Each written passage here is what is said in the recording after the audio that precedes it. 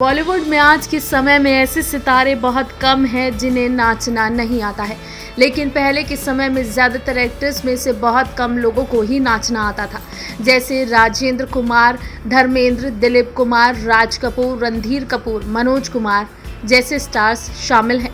ये शायद कम ही लोग जानते हैं कि सदी के महानायक अमिताभ बच्चन को भी नाचना नहीं आता था और इसी वजह से फिल्म की शूटिंग के दौरान वो खूब रोए थे। चलिए जानते हैं पूरा किस्सा।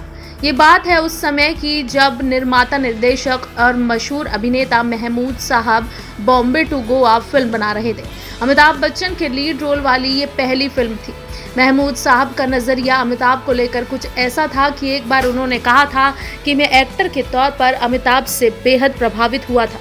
अमिताभ बच्चन की आंखें उसकी आवाज़ से ज़्यादा बोलती थी, लेकिन अमित को एक टिपिकल बॉलीवुड एक्टर के रूप में तब्दील करना बहुत मुश्किल था क्योंकि वो बहुत शर्मीला था। इस पर जब बात नाचने की आती थी तो वो एकदम भोंदू था। हुआ यूं कि फिल्म बॉम्बे टू गोवा के गाने में तो अमिताभ बच्चन नाच ही नहीं पा रहे थे और दूसरा गाना देखा ना हाय रे सोचा ना, जो बस में फिल्माया जाना था, इस गाने पर नाचने से पहले ही अमिताभ हार मान चुके थे। शूटिंग के दौरान एक दिन अमिताभ बच्चन शूटिंग पर ही नहीं गए और अपने कमरे में ही रहे। बुखार भी हो रखा था। जब महमूद साहब अमिताभ बच्चन के कमरे में पहुंचे तो वो सुबकते हुए उनके पैरों पर गिरकर गिड़गिड़ाते हुए रोकर महमूद से कहने लगे कि भाईजान अब मुझसे नहीं होगा ये डांस वांस। तो महमूद ने उनसे कहा कि आदमी चल सकता है तो वो नाच भी सकता है। महमूद ने अपने डांस मास्टर को ये हिदायत दे दी कि दूसरे दिन जब अमिताभ बच्चन शूटिंग के लिए आए तो केवल एक ही टेक में अमिताभ जो भी करें उस पर सारे लोग तालियां बजाएं।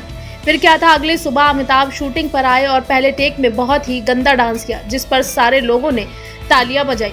इस तरह की हौसला अफजाई देखकर अमिताभ बच्चन में आत्मविश्वास जाग गया और उन्होंने पूरा गाना इसी आत्मविश्वास में पूरा कर लिया और जो गंदा वाला शॉट उन्होंने शुरुआत में दिया था वो भी आखिर में फिल्म से फिल्माया गया।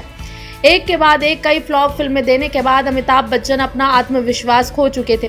अगर महमूद साहब ने इन्हें ये फिल्म ना दी होती और इनका आत्मविश्वास ना जगाया होता तो बॉलीवुड की कहानी कुछ और होती। ये खुद अमिताभ बच्चन भी मानते हैं कि उस वक्त अगर महमूद ना होते तो शायद आज वो यहाँ नहीं होते।